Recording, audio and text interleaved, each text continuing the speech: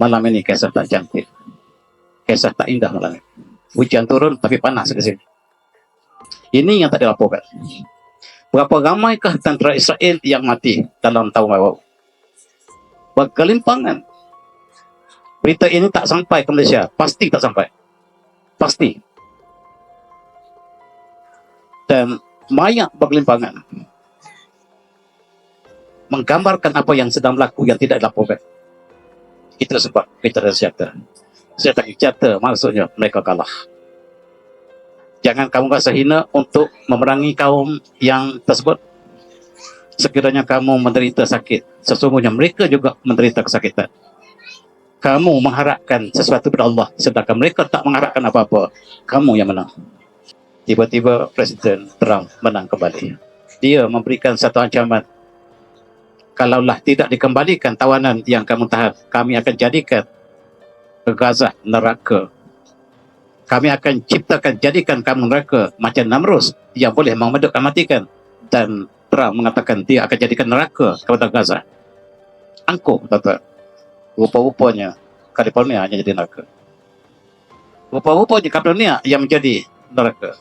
A'udzu billahi minasyaitonir rajim. Dalam konteks ini kita lihat apa yang kita lihat dalam malam yang cukup berbahagia ini. Tajuk khutbah Jumaat tengah hari tadi ialah tentang wasiat agung ataupun solat ialah ibadah agung yang diperuntukkan pada malam yang secara bersejarah. Solat ialah ibadah agung, simbol pengabdian kita kepada Allah SWT dengan meletakkan dahi tempat yang paling mulia ke atas bumi sebagai simbol pengabdian, dan pada malam tersebut diperuntukkan solat. Dan as-solat ialah imamuddin wa as-salah yakin wa siyadatul qurbat wa taat. Solat ialah tiang agama, tali keyakinan dan penghulu segala ibadah, dan dia adalah cahaya ketaatan. Mi'raj al-mu'min ila atis samar, dia adalah mi'raj umat mu'min Tuhan yang menciptakan langit dan bumi. Wa yarun al-wahid al-mutakarrar, yang kita ulang setiap hari, min arkal Islam, dia adalah daripada rukun Islam. Adadil dia sekutu bihal, dan dia tidak pernah gugur dalam apa sekalipun, sakit ataupun sehat, senang ataupun susah. Innahu usul ibadah, dia adalah asas ibadah. Wa usul qurbat wa madad at-ta'ah wa hiya rukun arkan, asas bunyan. Dia adalah foundation, bangunan. Dan dia awwalu ma yuhasab an umaru yaumil qiyamah, ialah ibadah yang pertama yang dihisab hari kiamat. Mudah-mudahan kita selesai dalam ibadah ini. Tak selesai solat, yang lain semua tak selesai. Marilah kita sama-sama, saya dan tuan, kita kenang kembali malam Isra Mi'raj, ibadah solat yang diperuntukkan kita. Wala yafalun illa biha. Wa dahlul mu'minun alladzina hum fi salatihim khashi'un, dan percayalah, sesungguhnya orang mukmin yang mereka di dalam salat mereka khusyuk. Itulah falsafah ibadah solat. Di dalam sirah dikatakan Rasulullah solat selepas peristiwa ini selama 16 bulan menghadapi ke arah sebagai kiblat yang awal kita. Masjid Al-Aqsa ialah kiblat pertama umat Islam. Selepas 16 bulan barulah Allah perintah supaya kita berpaling ke Masjidil Haram. Qad nara taqalluba wajhaka fis sama', dalam surah Al-Baqarah. Maka kiblat pertama umat Islam ialah Masjidil Aqsa yang sekarang dirundung malam sedang dijajah oleh penjajah. Tuan-tuan semati, inilah pemandangan Masjidil Aqsa yang setiap kali apabila ada solat kita sama ada hari raya ataupun bulan Ramadan, kita sentiasa bersyukur. Setiap kali, setiap tahun apabila ada umat Islam yang sedang bersolat, gambar ini diambil 2-3 tahun lepas, mereka akan datang menceroboh, dan seolah-olah maksud Allah tidak dibenarkan oleh umat Islam. Kalau dibenar pun hanyalah orang yang tertentu, dan mereka mengistihar beberapa kali untuk merobohkan Masjid Al-Aqsa. Itulah nasib Masjid Al-Aqsa. Dan apabila malam Isra Mi'raj ini, baik kita kenal nasib khusus Masjid Al-Aqsa. Mereka melakukan mula-mula sekali pada tahun 2022 lepas. Mereka telah nekat untuk merobohkan Masjid Al-Aqsa. Dan di pertahanan, perlawanan ditunjukkan oleh penduduk Palestin, khususnya oleh pemuda-pemuda Gaza, menyebabkan hasrat mereka untuk menghancurkan Masjid Al-Aqsa telah tertangguh. Dan kali terakhir ialah pada bulan Mei tahun 2023. Mereka telah membuat jalan tolak yang sangat besar untuk merobohkan Masjid Al-Aqsa. Dan ini ialah method. Umat Islam tidak boleh lagi berdiam diri. Dan kali ini, apa sekalipun kita akan pertahankan. Dan yang tampil ke depan pertahankan Masjid Al-Aqsa ialah pemuda-pemuda daripada Gaza.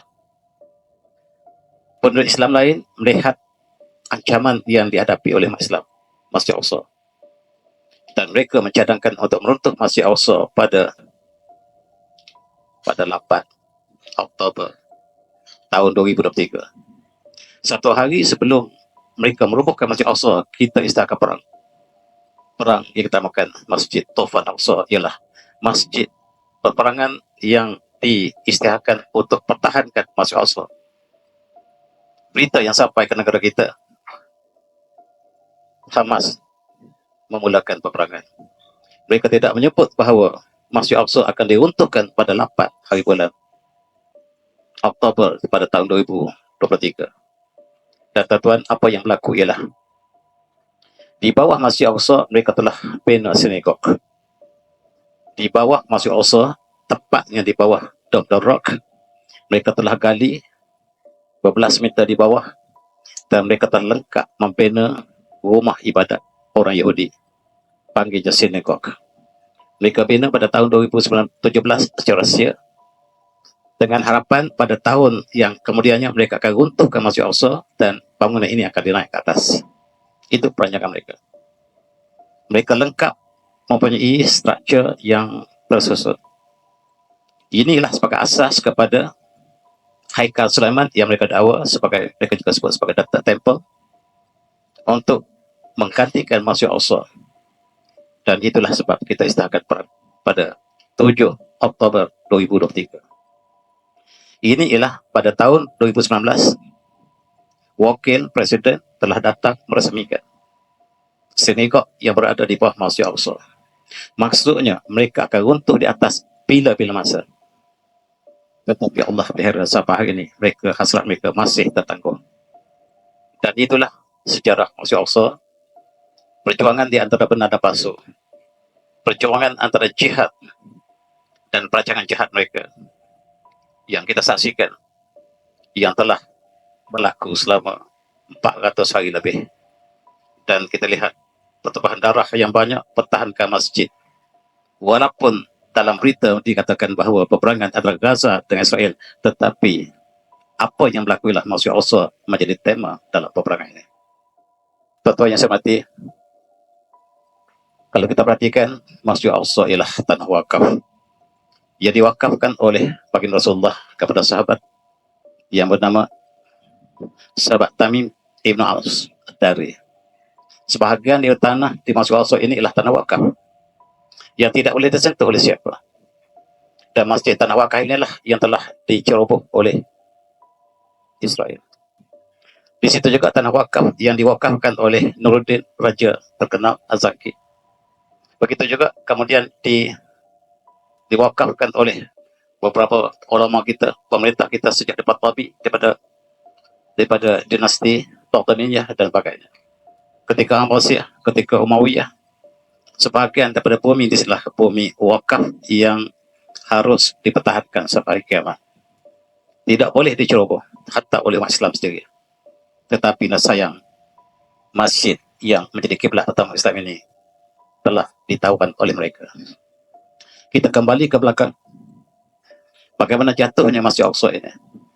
Tidak ada hubungan dengan perancangan yang dilakukan oleh apa yang mereka sebut sebagai Zionis, ataupun sebelum itu mereka merancang untuk membina bumi bagi Bani Israel dan bergantung kepada kolonial British, maka mereka telah mengambil Palestin pada tahun 1948. Pembunuhan demi pembunuhan telah berlaku dan akhirnya negara umat Islam telah terjual yang diberikan oleh kerajaan British kepada Yahudi. Maka apa yang kita saksikan, sebuah negara Palestin merdeka ketika berada di bawah Osmaniyah lagi, selepas tahun 1948, sedikit demi sedikit bumi umat Islam ini telah diambil alih oleh Israel, dan yang tinggal akhir-akhir inilah Gaza dan tepi barat ataupun West Bank yang terdapat Jerusalem di dalamnya. Inilah bumi yang sedang kita bincang di sini. Dan peperangan yang berlaku sekarang ada hubungan dengan Masjid Al-Aqsa. Pada tahun 1967, Masjid Al-Aqsa telah ditawan. Pada tahun 1967, Masjid Al-Aqsa ditawan oleh Yahudi. Dan ini gambar yang dirakamkan pada tahun 1967.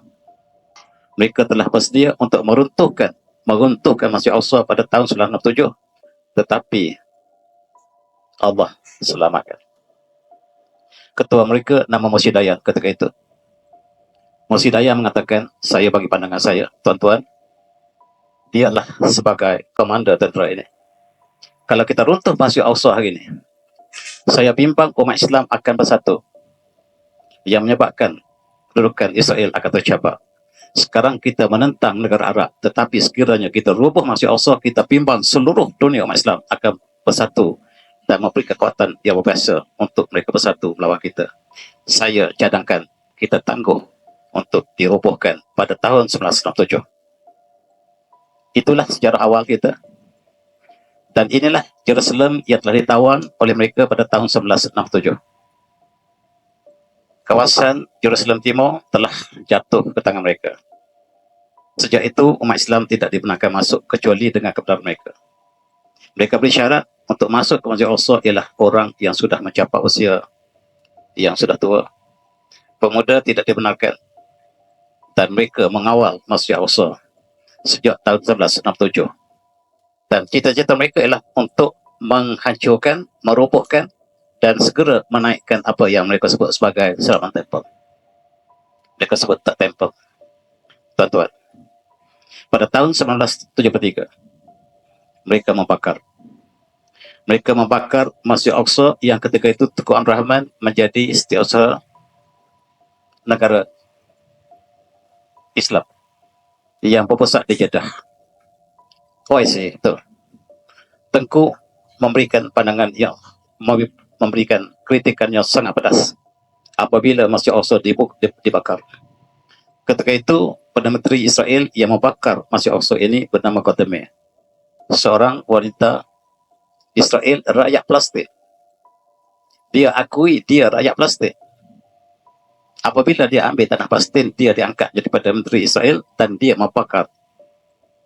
Dan dia buat ucapan. Esok dia buat ucapan.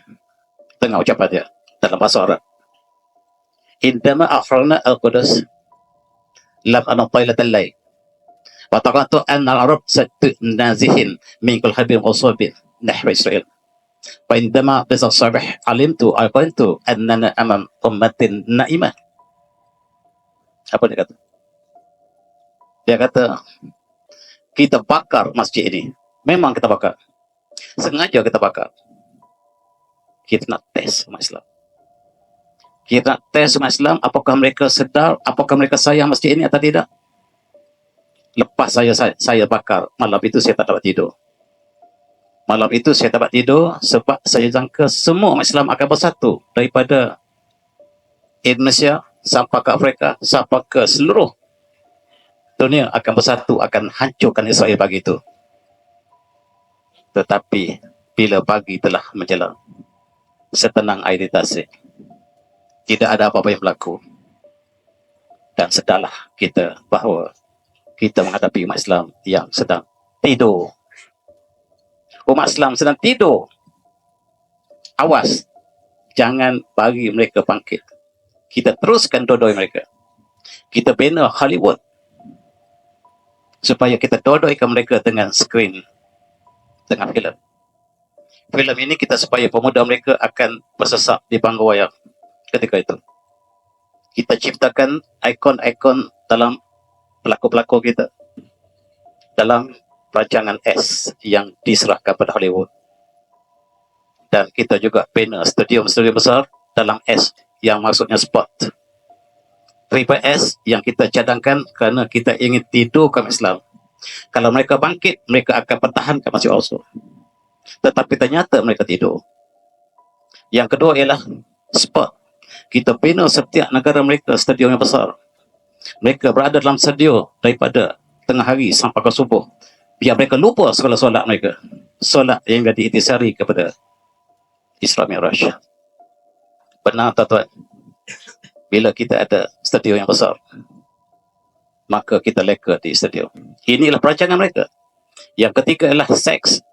Kita separkan filem-filem yang bercorak seks, pornografi, LGBT, dan dipromosikan oleh Hollywood.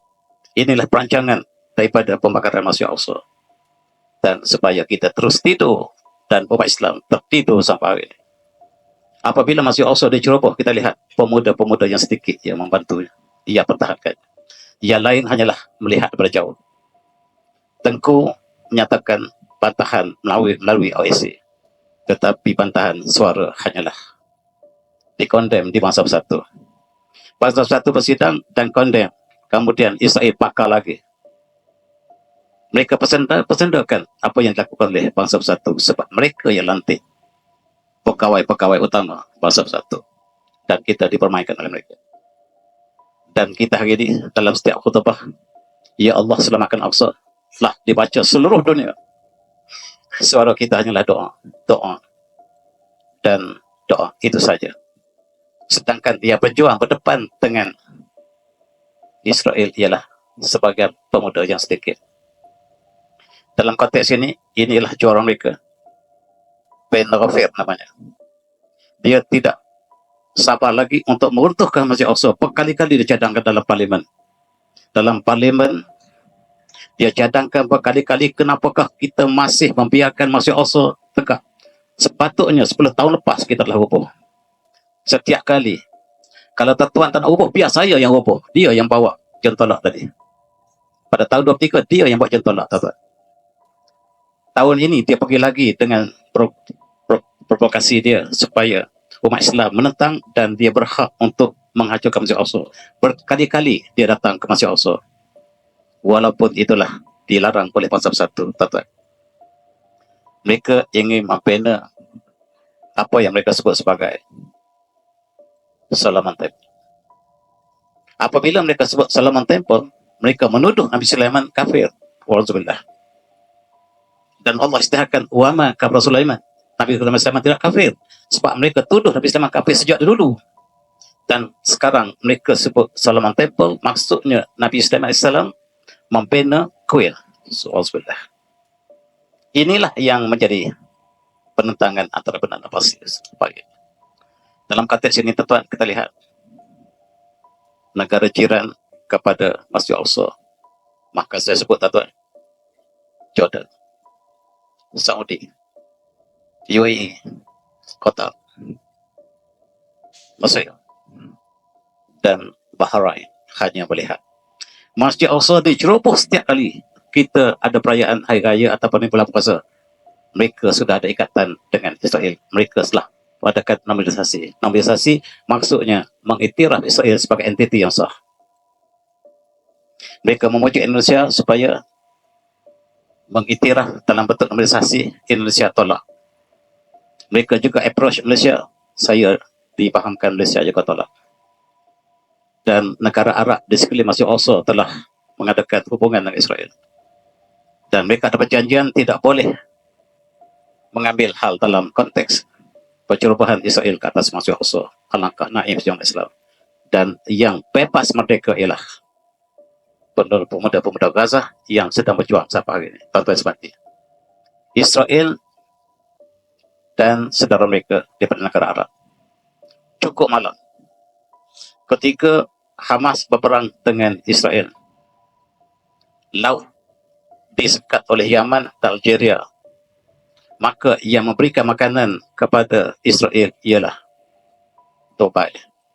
Dubai membawa makanan gandum daripada India sampai ke Dubai dan dibawa masuk melalui Saudi dan Jordan untuk sampai kepada Israel. Israel kenyang kembali apabila kita lihat UAE, Saudi, Jordan memberikan jalan untuk gandum sampai ke Israel. Kalau tidak, Israel sama-sama lapar sama seperti Gaza.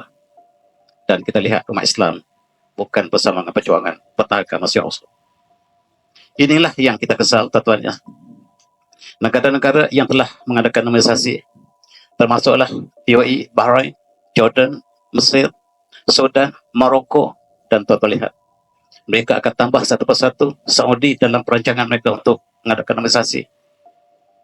Yang menentang Israel ialah Yaman, Lebanon, Iran, negara Syiah. Negara Syiah rupa-rupanya sayang Masjid Al-Aqsa. Kita bukan bincang tentang Syiah, tapi kita lihat sikap mereka terhadap Masjid Al-Aqsa. Dan itulah yang dapat kita bayangkan dalam perjuangan yang cukup getir. Saudara yang kecil inilah yang perjuangkan Masjid Al-Aqsa.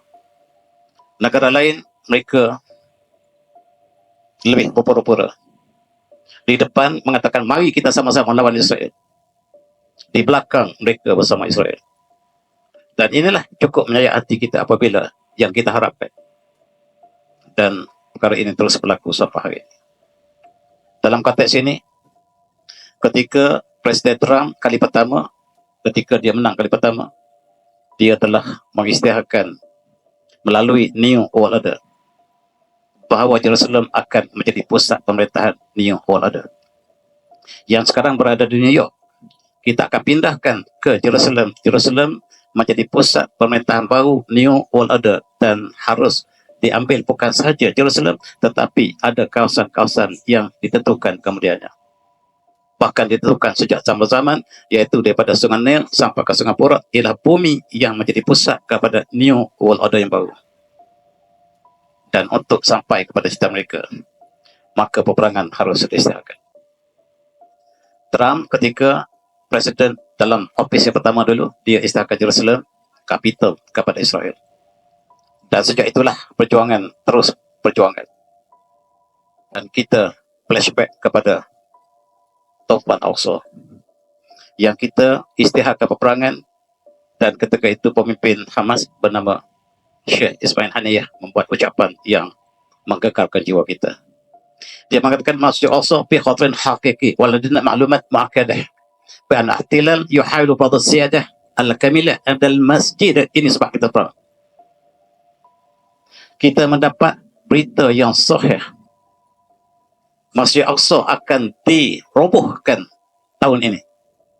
Dan kita tidak ada pilihan. Kita mesti Islam perang. Sama ada kita bilangan kecil atau besar, kita tidak ada pilihan. Kita harus iakan perang. Saudara kita yang bersama Israel, kita tak kisah. Kitalah berjuang.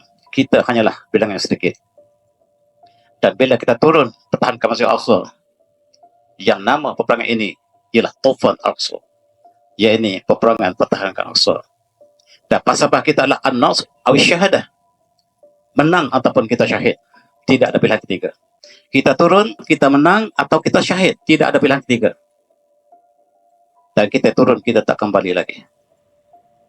Tuan-tuan, itulah yang dikatakan pengganas oleh negara yang membencikan Islam. Mereka mengisytiharkan ini kepala pengganas. Saudi mengatakan pengganas. Jordan mengatakan pengganas. Yang pertahankan negara mereka pengganas. Turki mengatakan pengganas. Sehingga tahun lepas mereka tarik balik status pengganas. Turki kata selepas bertahun-tahun mereka anggap ini pengganas, mereka tarik balik pengganas. Turki sangat lewat.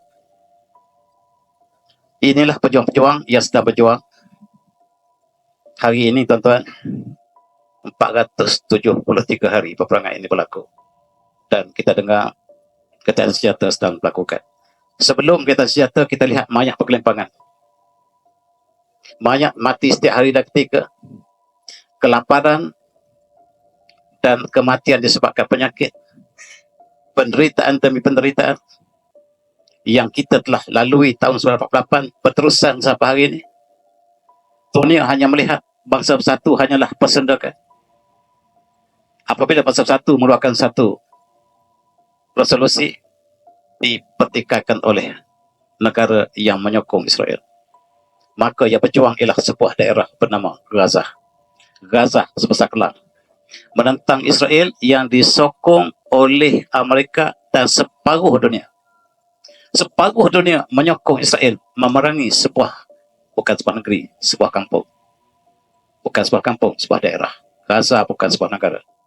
Dia satu daerah yang kecil. Dan sebuah daerah kecil menentang dunia. Hari ini kita dengar yang daerah ini memenangi ke atas dunia. Alangkah naifnya dunia. Alangkah hebatnya perjuangan yang dilakukan oleh pemuda-pemuda yang sedikit ini. Kita lihat kelaparan yang berlaku. Sedangkan negara jirannya sedang kekenyangan. Arab Saudi mengadakan pesta makanan besar-besaran. Ketika umat Islam kelaparan, seolah-olah mereka beli sebab ini adalah pengganas. Mufti besar Mekah mengatakan pengganas. Maafkan saya, tuan-tuan. Yang menyokong Hamas hanyalah dua negara, Malaysia, Indonesia, negara Arab dipertikaikan. Itu sebab nasib mereka mengadakan pesta makanan ketika umat Islam kelaparan. Ini nasib pejuang-pejuang yang berjuang pertahankan Masjid Al-Aqsa. Dan tidak ada makanan, tidak ada air, dan kita dihujani oleh roket, bom setiap hari, Master. Tidak tempat untuk kita berlindung sebab seluruh langitnya dihujani dengan bom selama 470 hari berterusan. Sama kita dalam bangunan atau di luar bangunan, peluang untuk mati sama. Dan tuan-tuan, Gaza hancur. Gaza hancur lebur daripada sebuah tamadun yang besar. Tempat Imam Al-Syafi'i telah menjadi padang jarak pada terkukur yang kita saksikan. Dan inilah hakikat sehingga bulan Januari lepas, Januari ini, seramai 46,000 lebih yang telah menjadi syahadat. Yang luka parah 100,000 lebih. Kanak-kanak wanita yang masih tertimbus di bawah bangunan masih banyak. Dan para pejuang kita yang telah gugur syahid, ada yang tidak sempat dikebumikan. Inilah data yang kita sebut. Dan tidak ada tempat yang lebih dahsyat, katastrofi, malapetaka yang lebih dahsyat daripada Perang Dunia Pertama, Kedua. Inilah peperangan pembunuhan yang paling dahsyat dalam satu kawasan. Walaupun Perang Dunia Kedua ramai yang meninggal tetapi dalam kawasan luas. Tapi kalau kita lihat dalam kawasan, jumlah luas kawasan, maka inilah pembunuhan yang terbesar dalam sejarah manusia. Dan Allah berikan cubaan itu kepada orang Palestin, Gaza. Bila Allah sayang satu kaum, Allah uji mereka. Izzahaballahu qauman ibtalahum. Apabila Allah cinta satu kaum, Allah uji mereka. Dan yang Allah uji ialah orang Palestin. Kalau uji kita, barangkali kita tak tahan. Dan inilah malapetaka yang paling dahsyat yang dicatatkan oleh mereka. Mahkamah Dunia mengisytiharkan bahawa Israel adalah entiti yang haram. Israel tak kisah. Dan pencuri tidak mungkin menjadi tuan kepada barang curiannya. Dengan apa sekali alasan pun tidak mungkin dia menjadi tuan kepada tanah yang dicorok. Dan Rusia mengatakan, apabila setiap kali mereka membunuh pejuang-pejuang kita di Palestin, mereka sentiasa mengatakan kami pertahankan diri. Rusia mengatakan Israel tidak ada hak pertahankan diri sebab dia adalah negara entiti yang haram. Haram, tidak ada hak untuk pertahankan diri. Kadang-kadang dia pertahankan umat Islam ialah orang pakai Islam, tuan-tuan. Yang Islam yang sudah ada kanonisasi dengan Israel, mereka lebih rapat dengan Israel. Termasuk PA, Palestine Authority. Yang kita sangka mereka yang kita bagi derma tidak bersama dengan Gaza. Kita bagi derma, pungut derma, dan kita bagi ke kementerian, kita bagi ke kedutaan. Rupa-rupanya kita bagi musuh kepada Gaza. Maafkan saya, tuan-tuan. Dalam konteks ini, tahun baru muncul, Pak. dan Gaza meraihkan 45,000 yang telah gugur syahid. Selain pada ratusan ribu yang cedera parah. Kullu abad wa antum bi khair. Dunia bergembira, tuan-tuan. Dunia berpesta, termasuk Kuala Lumpur. Kita ada pesta, 4 orang mati dapat pesta tahun baru. Kita lupa bahawa saudara kita sedang kelaparan. Masih ada perasaan untuk kita gembira di sini. Itulah triple S yang mereka ciptakan. Screen, sport, and sex. Dan kita masih terperangkap dengan paradigm yang mereka telah sediakan untuk kita. Kita bergembira menyambut tahun baru, sedangkan saudara kita sedang kelaparan. Seolah kita tidak bersama dengan penderitaan mereka. Dan kita lihat, doktor yang terakhir menjadi simbol kepada dunia perubatan. Dr. Abu Usam Abu Sofyan, tuan-tuan kenal atau ini. Dia dinafikan, dia adalah doktor terakhir di hospital terakhir. Dia mengatakan, Israel mengatakan, kamu tidak ada hak untuk merawat pesakit di sini. Dia kata, biar apa terjadi, saya tak akan tinggal pesakit saya. Akhirnya dia di masjid hospital dibom, dia ditangkap, anaknya dibunuh, dia masih kekal dengan hospital. Saya tidak akan tinggal pesakit saya. Sehinggalah saya menjadi syahid. Inilah doktor yang menjadi simbol profesi perubatan yang sangat agung. Dan sekarang dia dijadikan ikon. Tetapi di Malaysia, apakah kita sedar, dia dijadikan ikon dalam dunia perubatan. Walaupun Amerika menjadikan dia sebagai ikon, kita tak nyatakan di hospital kita. Dia adalah sebagai simbol profesi perubatan yang sangat luhur. Dan dia cedera ketika ditangkap oleh Israel. Dia kata, apa jadi, saya tidak akan tinggal di hospital saya. Anak dia telah terbunuh, dia solat, dan akhirnya dia ditangkap. Dan dia sekarang, dia mengatakan Israel membunuh 1,000 Palestin, membunuh 10,000 doktor dan jurawat. Dan saya bersedia untuk syahid bersama mereka. Inilah barangkali di dunia perubatan harus dijadikan ikon dalam profesi perubatan. Tuan-tuan seperti apa yang berlaku di Syria ialah bukan peristiwa yang terasing. Dia sebahagian daripada peristiwa yang sama. Peristiwa Israel dalam usahanya untuk membina masjid, untuk meruntuhkan Masjid Al-Aqsa. Tiba-tiba kita dikejutkan, pemerintahan yang zalim, Assad, telah digulingkan oleh pejuang Islam daripada HTS, dan kemudian dia berucap di Masjid Al-Aqsa, Masjid Damsyik. Dia mengajak untuk kita bersatu kembali, membina sebuah kehidupan yang baru di Syria. Mari kita sama-sama lawan Israel. Dan ketika itu Israel menguasai Syria. Dia juga mengajak supaya kita sama-sama pertahankan Masjid Al-Aqsa. Mari kita sama-sama pertahankan Masjid Nabawi. Mari kita merdekakan Masjidil Haram. Kalau dia katakan merdekakan Masjid Al-Aqsa, kita faham. Tetapi dia nak merdekakan Masjid Al-Aqsa, dia terlebih. Seolah-olah Masjid Al-Aqsa, Masjidil Haram telah ditawan. Dia kata, mari kita bebaskan Masjidil Haram. Kita tak faham. Mari kita bebaskan Masjid Nabawi. Dia terlajak. Yang dia harus bebaskanlah Masjid Al-Aqsa. Dan apa yang berlaku ialah Syria jatuh ke tangan Israel. Tanah Golan yang dipertahankan oleh Syria, yang diiktiraf oleh bangsa itu, sekarang jatuh ke Israel ketika umat Islam merintah menjadi pemimpin tertinggi di Syria. Apa yang sebenarnya berlaku? Kita tidak faham.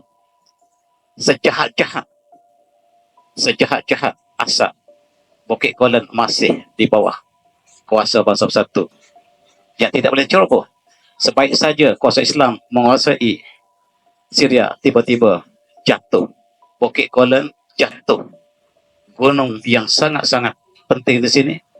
Dan mereka sedang merancang untuk kuasai pasar-pasar yang seterusnya. Siapakah sebenarnya mereka? Dan kita dikatakan pemerintah Islam yang lebih baik. Baik untuk siapa? Dan kita melihat daripada sisi Amerika, Assad dia adalah ejen kepada Amerika asal. Tetapi dia tak boleh serve Amerika sebaik mungkin. Maka orang lain menggantikan Assad untuk serve Amerika better. Jangan kita terperangkap dengan permainan ini. Apa yang berlaku ialah apabila pemerintah Islam, pemerintah Syria, maka al-julan satu juz'in min Israel. Dengan adanya perintah Islam di Damsyik, maka kami istiharkan Golan ialah bumi Israel. Apa maksud? Tuan-tuan kena tipu. Dan ucapan yang awal daripada pemimpin Islam besar ini, saya baca terjemahannya. Dia kata, we are open to friendship with anyone in the religion. Kita buka persahabatan, termasuk Israel. Israel lah kawan kita. Tadi dia ajak lawan Israel. Apabila Golan jatuh ke tangan Israel, mari kita berkawan. Yang lawan kita adalah Hezbollah. Lawan kita adalah Iran. Lawan kita adalah Yaman. Israel lah kawan kita. Disebut oleh pemimpin Islam. Di Malaysia, kita masih menyambut kekalahan Assad. Sebab dia adalah pemerintah yang zalim. Tiba-tiba orang lain memberikan statement yang memeranjakan. Apa yang kita terima berita terakhir ialah Israel akan membahagikan Syria kepada 5 kawasan. Kawasan Kurdish yang Turki ada yang menentang siang malam akan diberikan sebuah kawasan di utara. Terus ialah orang yang berada di Golan yang lebih rela bersama Israel berbanding dengan Syria akan diberikan satu kawasan. Alawiyin ialah penduduk asal Syria yang menjadi pengikut kepada Assad akan diberikan kawasan. Salafi akan diberikan satu kawasan yang besar. Yang satu lagi ialah Pedro. Siapa yang bagi ini? Israel. Apa kena dengan Israel? Siapa menang sebenarnya di Syria? Siapa yang menang di Syria? Kalau Israel yang membahagikan Syria. Kalau Israel yang membahagikan Syria, siapa yang menang? Di Malaysia dikatakan pemimpin Islam yang menang. Tuan-tuan yang semati, Israel mengatakan kita yang menang di Syria. Kita yang menang. Orang Malaysia kata ulama yang menang. Kata Israel yang menang. Saya serah tuan-tuan yang mana betul. Malam ini kisah tak cantik, kisah tak indah malam ini. Hujan turun tapi panas ke sini. Kita azan dulu ataupun teruskan? Ya.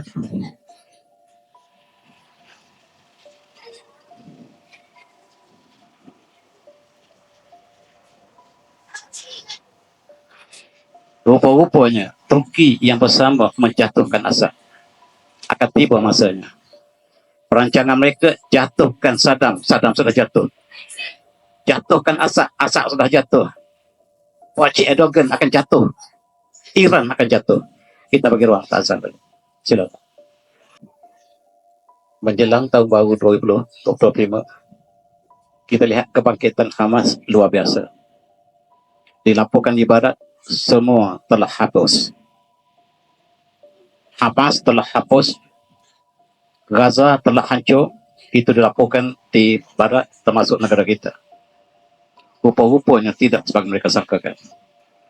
Penduduk Gaza mati bergelimpangan tetapi tentera masih intak. Dan menjelang awal tahun ini, 2 minggu lepas, 2-3 minggu lepas, kita lihat Hamas bertindak lebih cemerlang daripada sebelumnya. Dengan senjata-senjata yang belum pernah digunakan. Terperanjat Amerika. Kemudian disertai dengan Houthi. Dan kita lihat tahun baru ialah tahun kejutan kepada Israel. Entah daripada mana datang senjata yang tak pernah mereka lihat. Dan ini tidak dilaporkan di Malaysia. Tidak dilaporkan di barat. Dan inilah yang menjadi persoalan mereka. Yaman juga menghantar senjata-senjata yang belum pernah mereka hantar sebelum ini. Israel terkepung Tel Aviv hancur, Haifa hancur. Dan apakah yang berlaku sebenarnya? Dan Israel tak pernah menyangka bahawa yang mereka laporkan bahawa Hamaslah hancur, telah lumpuh sama sekali. Tiba-tiba apabila bandar-bandar utama Israel dihantam satu persatu, ini merupakan satu perkara yang mereka tidak sangka sama sekali. Dan Israel membuat tuduhan bahawa yang memberikan senjata baru ialah China, Korea Utara dan Rusia. Sebab mereka tak sangka bahawa Hamas boleh lebih kuat daripada asalnya, menyebabkan kapal-kapal Amerika telah ditawan, termasuklah kapal mereka yang terbaik dihancurkan oleh Yaman, yang kapal itu tak pernah hancur dalam sejarah. US Lincoln tak pernah hancur, tapi hancur oleh senjata Yaman. Di Malaysia dia katakan tak kena, yang berita Yaman tepat kena. Malaysia kita selalu ambil pada CNN, tersasar jauh berita. Kita ambil pada BBC, tuan-tuan yang percaya CNN kena tipu hidup-hidup. Saya tak pernah baca CNN, saya baca berita Arab. Berita yang kawan-kawan kita hantar pada kita secara terus. Dan tuan-tuan, Korea Utara mengatakan benar, kami yang hantar senjata-senjata. Kami yang hantar. So what?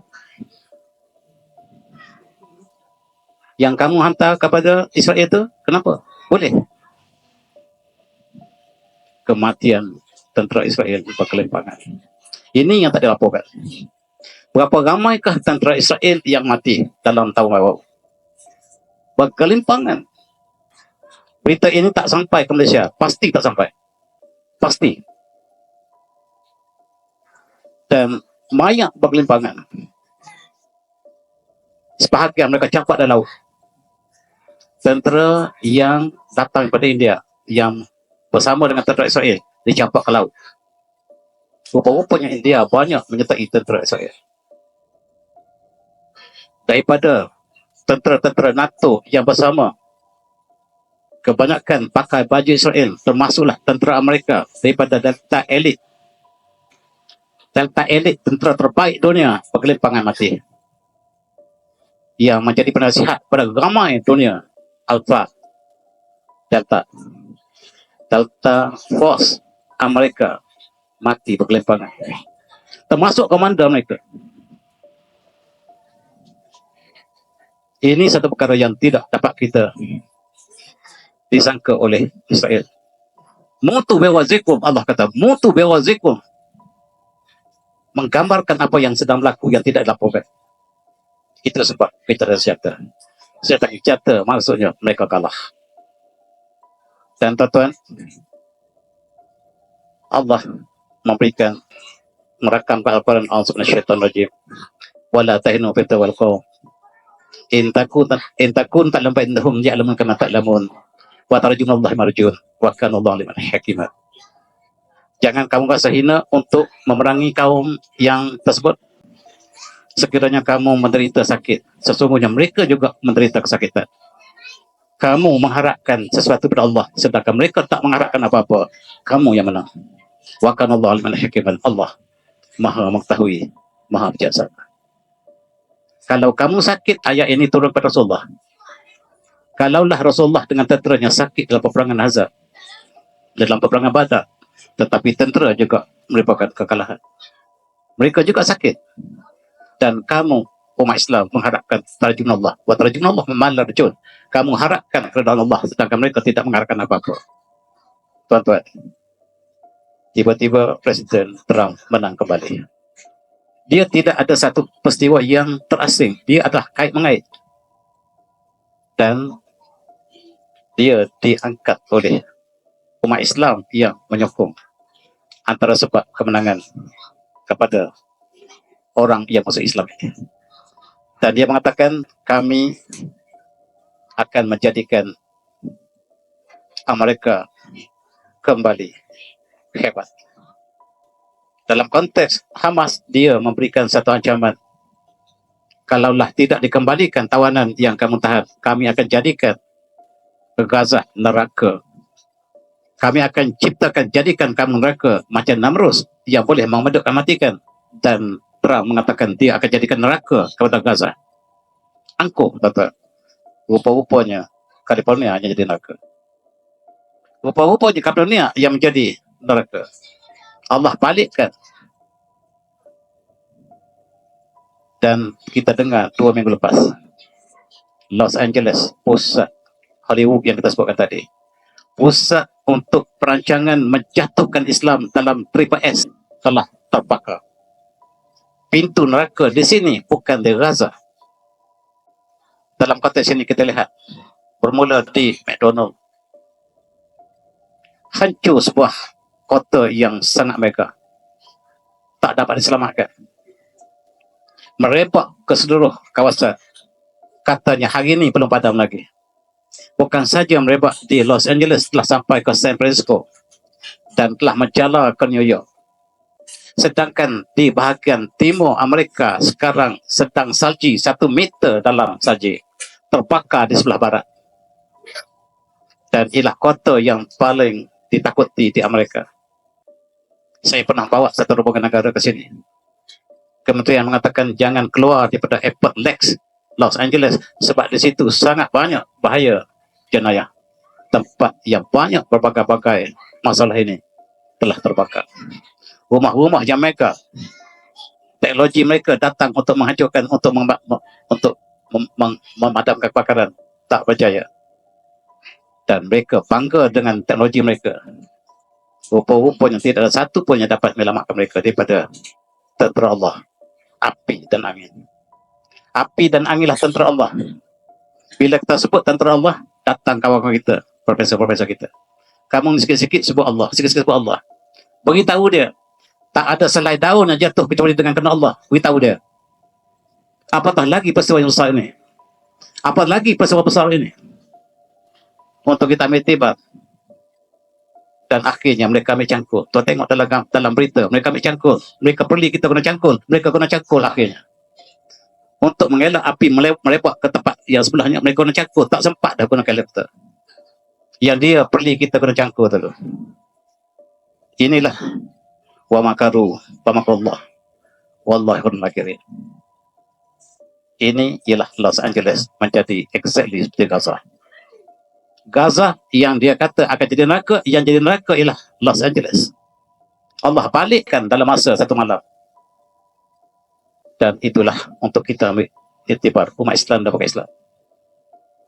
Mereka hancurkan dalam masa 15 bulan. Gaza, Allah hancurkan dalam 2 malam. California, Allah hancurkan 2 malam. Dan mereka hancurkan Gaza dalam masa 15 bulan. Sawat bisawat. Dalam konteks ini kita lihat, mereka menerima angka jumlah kerugian sangat besar. Ini hari pertama, 13,000 ekar. 100,000, kemudian esok 200,000 yang pindah. Lusa 300,000, sekarang barangkali 1 juta yang menjadi pelarian. Yang kita lihat pelarian ialah di Gaza. Sekarang Amerika menjadi pelarian. Mereka sembunyikan gambar. Tak ada satu pun gambar pelarian mereka keluar. Yang saya dapat gambar banyak daripada kawan kita. Exactly macam sebagaimana di Gaza, mereka tidur bergelimpangan sebagai pelarian daripada kebakaran. Tapi gambar ini mereka tak siarkan. Tuan-tuan, selebriti mereka yang kerja siang malam untuk hancurkan Islam, contoh ialah James Wood. Tuan-tuan tahu siapa James Wood? Yang mengisytiharkan bahawa di Gaza, di Palestin tidak ada orang yang innocent. Kill them all. Bunuh mereka semua. Orang Palestin tak ada hak untuk hidup di atas bumi yang Allah beri pada kita, yang Tuhan beri pada orang Israel. Ini ialah rumahnya terbakar. Rumahnya terbakar. Dan dia menangis dalam CNN. Tuan-tuan tengok dia menangis dalam CNN. Baru saya tengok CNN, tuan-tuan. Saya tak tengok CNN. Bila dia menangis CNN, saya cuba tengok. Macam budak-budak. Sebab hidup dia untuk dunia.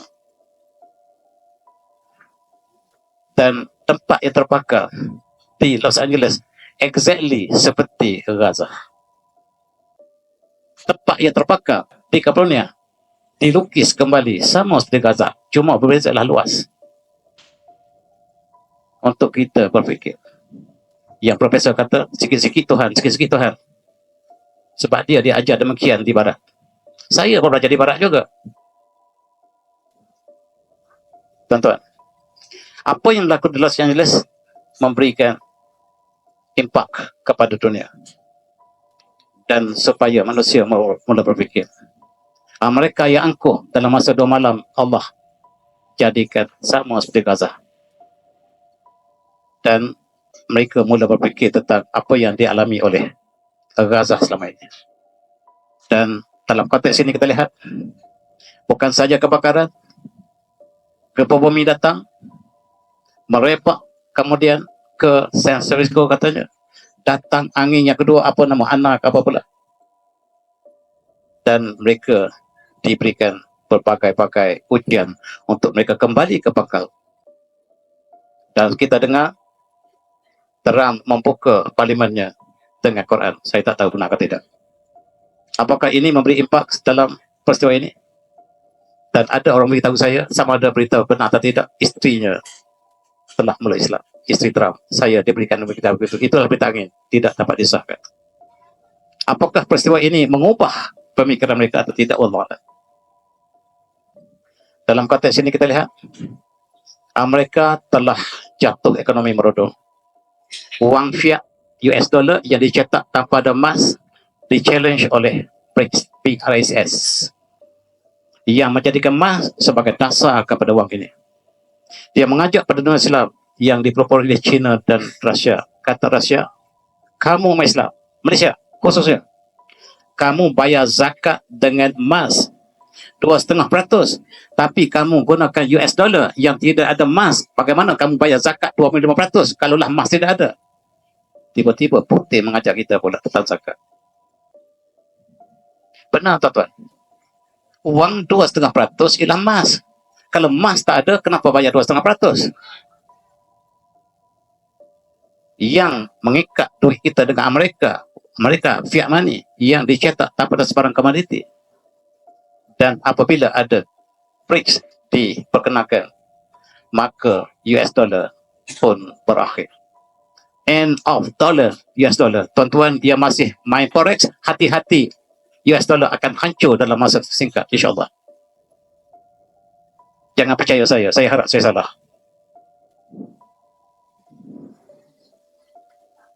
Tuan-tuan, boikot yang tuan-tuan lakukan sangat berjaya.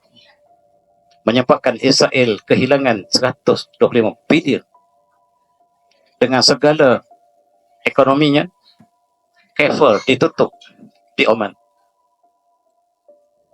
Carrefour ditarik balik di Oman, tutup. Kemudian contohnya Pizza Hut, KFC ditutup di Turki, negara pakcik orang kata kita. Pizza Hut, KFC ditutup, rakyat mereka pasang plastik. Kadang-kadang pemimpin dengan rakyat tidak sama. Jangan-jangan kita juga. Starbucks, masuk Starbucks, nak masuk tandas kena bayar sekarang. Starbucks, seluruh dunia Islam jatuh, kecuali 2 negara, Saudi dan Malaysia. Saya diberitahu demikian, sama betul atau tidak saya tak tahu. Di negara lain terpaksa bayar untuk bertandas sebab Starbucks telah jatuh macam mana. Pengajaran yang harus mereka ambil. Kesatuan pembeli, kuasa beli umat Islam sangat besar kalau kita bersatu. Meruntuhkan satu empire. Tapi kita tidak demikian. Banyak patut untuk kita bergaduh. Dahlah kita kalah. Telah banyak hal. Dan kita tidak ada kesatuan. Dan tuan-tuan, walaupun pasal pertama kedua mereka keluar meninggalkan Israel, tetapi tahun ini mereka keluar dengan ramai lagi. Sebab mereka tahu bahawa Israel benar-benar hancur. Dalam konteks ini kita lihat pada 9 Januari lepas, setiap hari tentera Israel dibunuh dan mereka tak melawan lagi dah. Mereka tak lawan lagi dah. Ditembak dengan mudah saja oleh tentera Hamas. Berdepan dengan Hamas, mati satu demi satu. Ini berita yang mereka takkan sebut. Berita ini berpusat di Turki. Pemberita Turki banyak melaporkan yang tidak laporkan oleh CNN. Hari demi hari, sebagai contoh, 9 Januari, berapa ramai yang mati? 12 Januari, berapa ramai yang mati? Sekurang-kurangnya 4-5 satu hari. Sebelum mereka mengangkat bendera putih. Bendera putih mereka ialah gencatan senjata. Gencatan senjata maksudnya mereka kalah. Dan kerugian yang dialami oleh Israel sangat-sangat luar biasa. Dan ini yang dilaporkan. Statistik tuan-tuan boleh baca di tempat lain. Kadang-kadang mereka keluarkan statistik yang benar. Menggambarkan kehancuran ekonomi, nyawa yang mereka lakukan. Israel menutup berita kematian tentera mereka. Sekarang telah pecah kepada rakyat mereka. Rakyat mereka menentang kerajaan. Kerajaan Israel tidak dapat bersembunyi lagi dah. Dan mereka harus berdepan dengan rakyat. Dan apabila keluar jurakat Hamas, Abu Ubaidallah mengatakan ribuan tentera Israel yang kami bunuh. Yang mereka isytiharkan, CNN isytiharkan 600 orang yang mati sepanjang peperangan. Kata daripada Hamas, puluhan ribu yang kami bunuh. Kenapa kamu tidak isytiharkan tentera kamu yang mati? Termasuklah Delta Elite, Delta Force Amerika yang kami bunuh. Yang paling canggih dunia itu yang kami bunuh. Yang bunuh Delta Force ialah tentera kami biasa. Diisytiharkan. Dan ini memberi impak yang besar. Kami berjuang keserangan. Kami turun untuk mati. Orang yang berjuang untuk hidup tak mungkin dapat mengalahkan orang yang turun untuk mati. Tak mungkin. Ini terjemahan daripada Ubaidah. Dan kami berjuang dengan darah dan air mata. Al-Nas awi syahadah. Menang atau kami syahid. Ini sangat ditakuti oleh mereka yang berjuang untuk hidup. Seluruh dunia yang berjuang untuk hidup sangat takut dengan slogan Al-Nas awi syahadah. Tuan-tuan, akhir sekali komander mereka, bekas komander mereka mengakui kematian yang ramai di Gaza. Yang tak dapat kita sembunyi lagi. General mereka yang akui. Dan ini memberi pukulan yang tidak ada boleh disanggah lagi oleh pemimpin mereka. Dan bottom line ialah matlamat yang ditenang oleh Israel tak pernah dicapai. Mereka tak pernah capai satu matlamat pun di Gaza kecuali kematian. Kerugian, kehancuran yang mereka sangka bahawa Gaza akan hancur dengan cepat. Rupa-rupanya mereka yang Allah balik. Wa makaru wa makrullah. Wallahu khairul makirin. Dan presiden yang bakal jatuh, Biden, di saat-saat akhirnya memujuk Perdana Menteri Israel, dah kalah. Aku kalah. Aku kalah. Tak guna lagi dah. Kamu tak apalah, kamu nak berhenti. Dan ceasefire yang diusahakan sejak tahun lepas mula mendapat perhatian daripada Israel sendiri dan Amerika. Inilah keputusan yang paling sukar saya lakukan. Apabila ceasefire dengan Hamas, maksudnya dunia yang kalah. Satu dunia kalah kepada satu kampung. Hamas hanyalah berada di Gaza, satu daerah, bukan sebuah negara. Mengalahkan Amerika, Israel yang disokong oleh NATO, Kesatuan Eropah dan negara sekutu mereka, separuh dunia dikalahkan oleh sebuah daerah. Dan ini tak pernah berlaku dalam sejarah Malaysia kecuali sejarah baginda Rasulullah SAW. Sejarah pejuang-pejuang yang membuka Rom, yang senjata tentera kita handicap dan sebilangan, tetapi kita dapat kuasai, yang dipimpin oleh Khalid Al-Walid dan sebagainya, Sa'ad bin Waqqas dan sebagainya. Kita sentiasa dalam handicap bilangan. Dan diulang sekali lagi zaman moden ini, sebuah kecil. Dan kata Biden, ceasefire maknanya kalah. Tak perlu kita berdalih lagi. Ceasefire maknanya kalah. Dan kita harus mengaku kalah. Syarat diberikan, digerunding oleh Turki, oleh Qatar, oleh Mesir. Bersetuju ini telah dicadangkan tahun lepas lagi. Selain daripada pertukaran tawanan, tentera Israel harus keluar daripada Gaza dalam masa 42 hari. keluar daripada Arafah, yang mereka telah bersumpah tidak akan keluar daripada Arafah. Dalam penjajahan ini, mereka terpaksa keluar sebab tentera mereka tak ingin lawan lagi Hamas. Sebab Hamas tak nampak. Tiba-tiba kawan dia jatuh seorang lebih seorang. Dan dalam konteks ini, 3 fasa akan diteruskan. Fasa pertama, kedua, ketiga. Yang pertama, seberapa ramai yang dia telah tentukan. Yang kedua, ketiga, dengan keluar seluruh tentera Israel daripada Gaza. Maksudnya mereka keluar daripada Gaza dengan kehinaan dalam masa 6 minggu. Allah. Siapa sangka, tuan-tuan? Siapa sangka bila saya bagi kuliah seperti ini, datang daripada berbagai pihak, saya sangat positif sedangkan kita telah kalah. Saya beritahu saya dapat data daripada tempat yang berbeza, tuan-tuan dapat maklumat daripada CNN. Saya tidak dapat dari CNN. Dan inilah, maka kata Abu Amidah, Tufan Alsa dakal nisma al-akhir linazil al-ihtilal, ibarat peti mayat, maka perjanjian inilah paku terakhir yang dipaku ke atas kofin, ke atas peti mayat Israel. Israel telah mati. Di sisi Ubaidah, ini ialah paku terakhir yang dipaku ke atas peti mayat kofin. Tufan Alsa dakal al-misbet al-akhir nashi al-ihtilal. Ini statement daripada kita yang kita baca di Malaysia daripada sumber musuh kita. Saya tidak percaya sumber musuh kita. Dan ini ucapan kemenangan. Dengar, tuan-tuan. Al-Syabu Rasani qaddama min ajli hurriyatihi wa muqaddasati wa tadhiyati wa mazluqah ala mada 470 hari.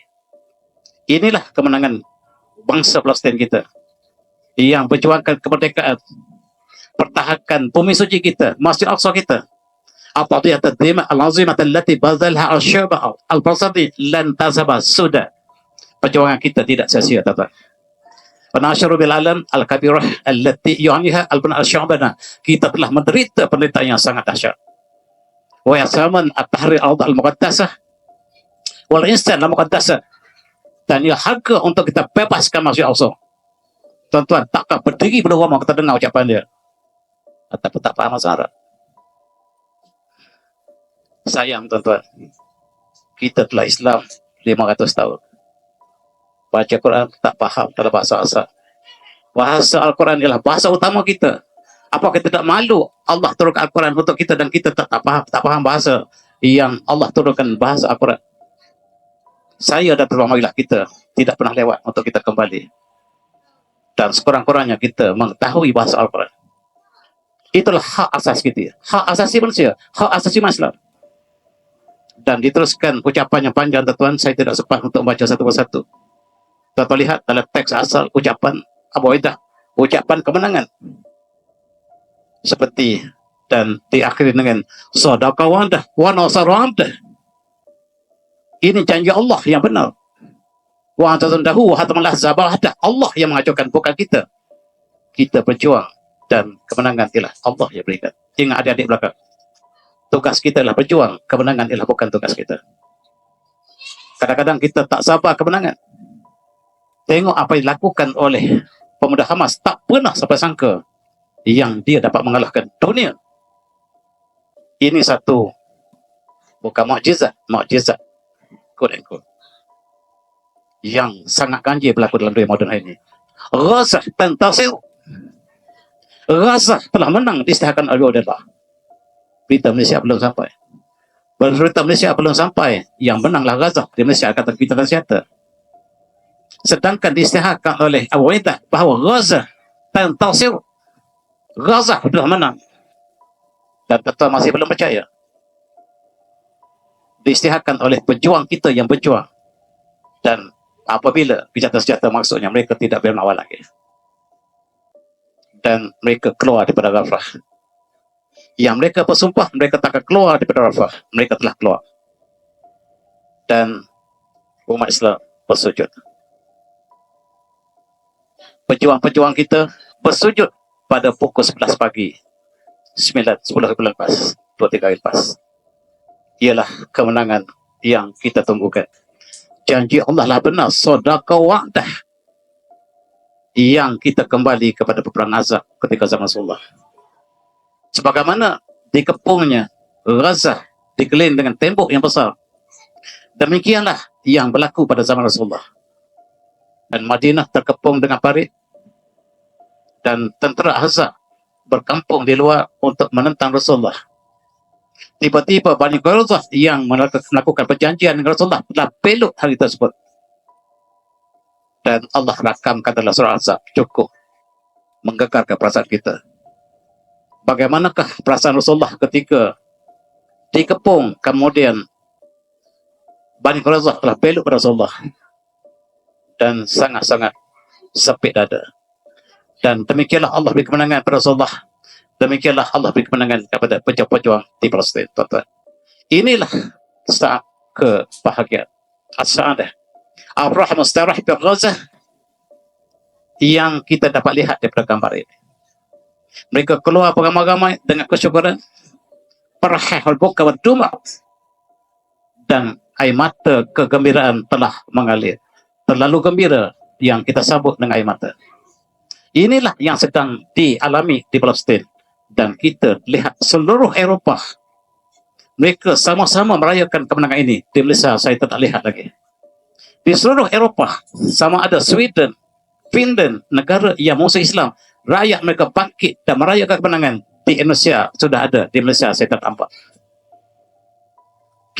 Mereka menyambut kemenangan, dan di Malaysia tak pernah diisytiharkan Hamas yang mana. Tuan-tuan yang hormati, Nazihun kembali, pelarian kembali ke rumah mereka dengan penuh kegembiraan. Dan di jalan-jalan raya kita lihat mereka kembali ke Yunis, ke Khan Yunis, kembali semula ke rumah mereka dengan penuh kegembiraan. Mereka sambut bukan gencatan-senjata, kemenangan. Pertukaran tawanan pun dilakukan dengan ikhlas. Dari pihak Hamas, mereka hari pertama membebaskan 3 orang tawanan, 3 wanita. Gambar ini disiar langsung oleh CNN. Bagaimana mereka dapat masuk ambil gambar tak tahu. Mereka terperanjat, Israel terperanjat. Apa itu tak peranjat gambar ini? Gambar ini memeranjat ke dunia, sebab dunia mengatakan tentera Hamas telah hapus. Tiba-tiba keluar tentera Hamas yang ramai, memeranjatkan Israel. Israel kutuk pemimpin mereka. Kamu kata, pemimpin kata, Hamas telah tidak ada tentera mereka. Sekarang tentera Hamas keluar lebih ramai daripada yang dilaporkan oleh perintah Israel, perintah mereka. Tuan-tuan, tentera yang dikatakan sudah pupus keluar ramai-ramai. Mereka masih segak bergaya, dan dengan hanya menyerah 3 tawanan yang sepatut 2 tentera sudah cukup, mereka keluar beramai-ramai. Seolah-olah belum perang, bilangan mereka lebih sama ramai dengan sebelum peperangan. Yang diisahkan oleh Amerika, diisahkan Israel, bahawa mereka sudah tidak ada lagi. Hamas telah kalah, Gaza telah kita yang punyai. Rupa-rupanya mereka kutuk kerajaan mereka sendiri, sebab yang keluar ialah tentera-tentera yang sangat ramai. Tuan-tuan yang hormati, gambar ini tersebar di Israel. Macam mana mereka ambil live, saya tak tahu. Dan inilah yang dibincang oleh pakar-pakar tentera mereka. Yang mereka tak pernah sangka bahawa bilangan tentera umat Islam tak pernah berperangan. Dan mereka semakin gagah keluar menyambut kemenangan. Dan ini diakui oleh tentera Israel. Israel mengatakan, bagaimanakah berita-berita kita? CNN, BBC mengatakan Hamas telah hapus, sedangkan mereka keluar beramai-ramai. Sejam mereka hilang. Dalam masa sejam mereka hilang. Tak ada lagi tentera.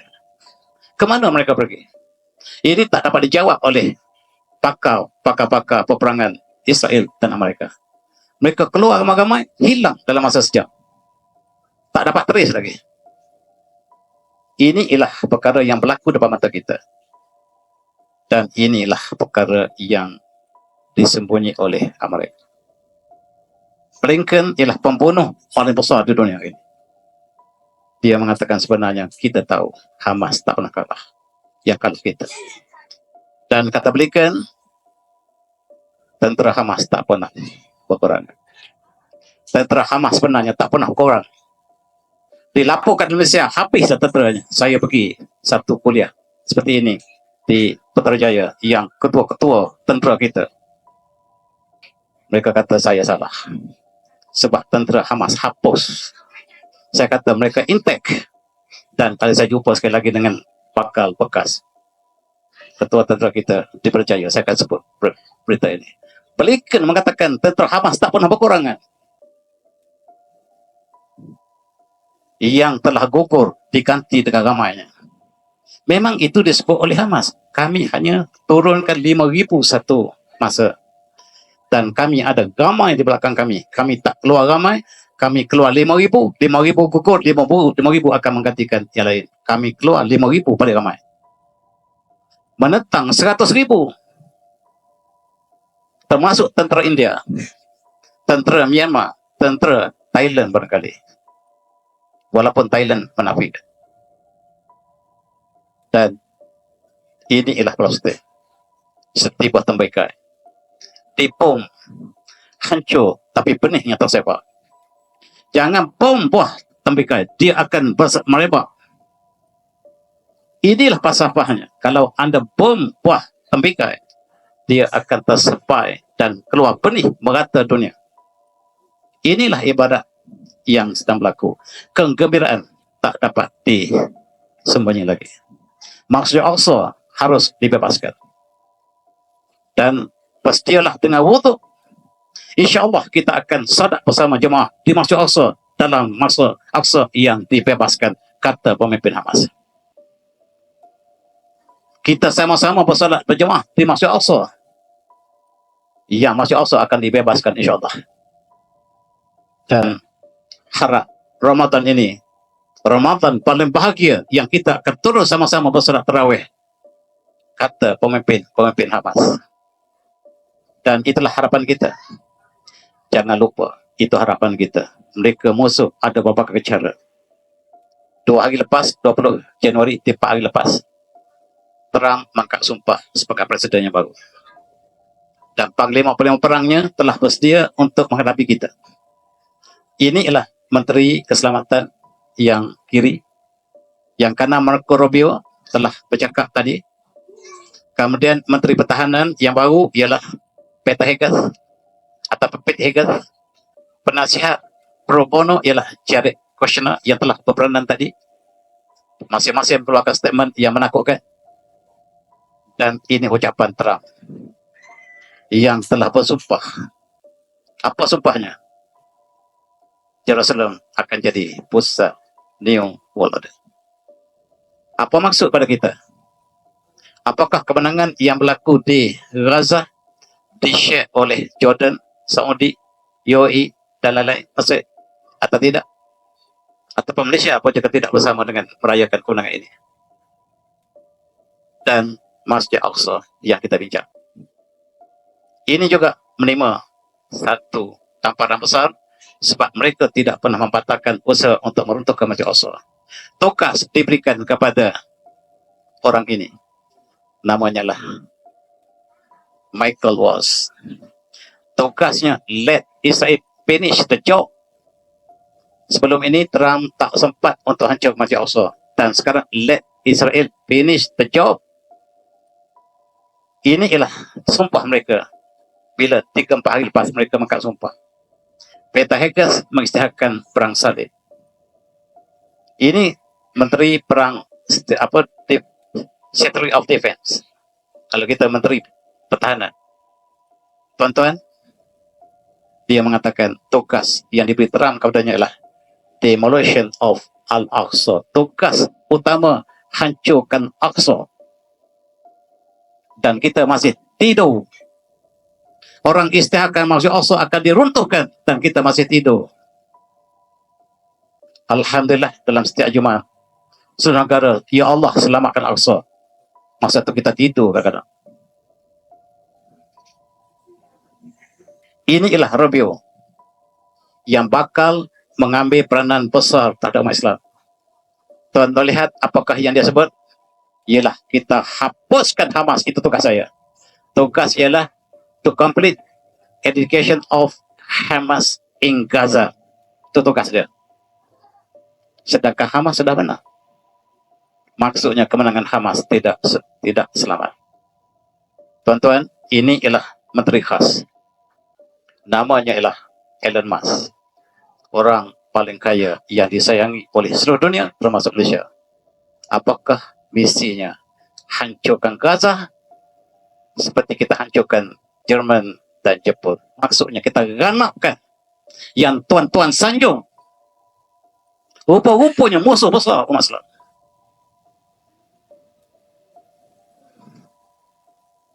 Dan TikTok ialah penyokong Palestin harus depend di Amerika. Dan polisi baru Trump ialah melalui Mark Zuckerberg ini, WhatsApp boleh dibuka secara sah oleh CIA. Setiap tuan-tuan hantar mesej melalui WhatsApp tak lagi rahsia, tak ada lagi di sisi CIA, tidak ada lagi password. Dia boleh buka dengan mudah, boleh baca semua. Ini ialah sebahagian daripada apa yang di bawah perintahan baru. Dan man sayahkum Gaza ba'da Rahab. Siapakah yang akan mengambil alih perintahan Gaza? Kita tahu Hamas yang menang. Tuan-tuan, menang belum pasti memerintah. Mereka ada berbagai-bagai cara. Ini menampakkan bahawa Hamas tidak boleh memerintah. Mereka mengatakan siapakah yang akan mengambil alih pemerintahan Gaza. Sedangkan Palestin dalam pilihan raya yang lepas, Hamas yang menang. Yang jadi presiden Palestin, Mahmud Abbas ialah orang yang kalah. Yang kalah jadi presiden, yang menang jadi penjahat. Itu nasib Islam. Sama ada Algeria, yang menang diistilahkan sebagai pengganas, yang kalah jadi presiden. Di Turki, Ambakan juga menang diistilahkan sebagai pengganas, bukan pengganas. Yang salah, yang menang ialah yang lantik, ialah yang bukan menang. Di Indonesia, satu masa dulu namanya Masyumi, pejuang Islam. Yang menang diistilahkan sebagai yang menanglah yang kalah. Yang menang diistilahkan sebagai pengganas dan pemimpin Masyumi di penjara. Itu nasib pejuang Islam. Menang, kalah, itu ialah sunnatullah. Tetapi musuh lebih hebat dalam konteks itu. Tuan-tuan semati. Dan Trump menyatakan bahawa Hamas tak boleh merintah Gaza. Walaupun menang, tak mungkin kami akan berikan. Kami akan berikan pada Israel.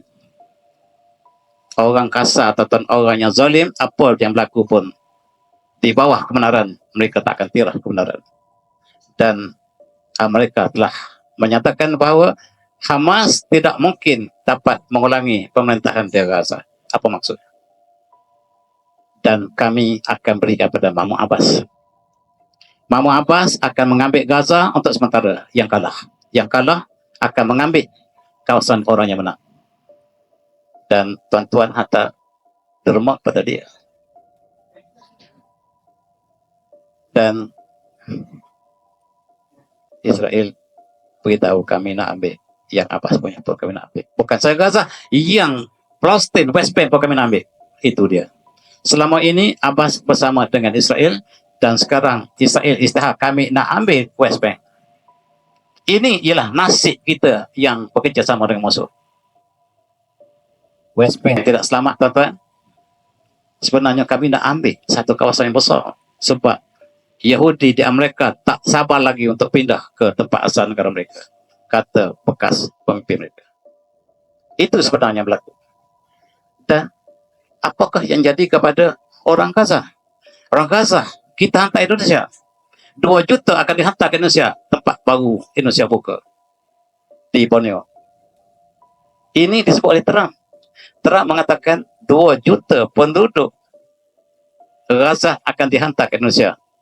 Sama ada Indonesia benar atau tidak, itu bukan masalah dia. Bukan masalah. Tapi Trump telah isytiharkan. Tadi dia kata semua dah rakyat mati. Bila pula hidup? Itulah bentangnya berita mereka palsu. Yang tertua baca berita mereka palsu. Yang mati benar. Tetapi 2 juta masih ada. Dan dia akan berkembang cepat. Apakah telah dibincang dengan Presiden Prabowo? Saya tak pasti. Tetapi Trump telah isytiharkan mereka akan hantar ke Indonesia.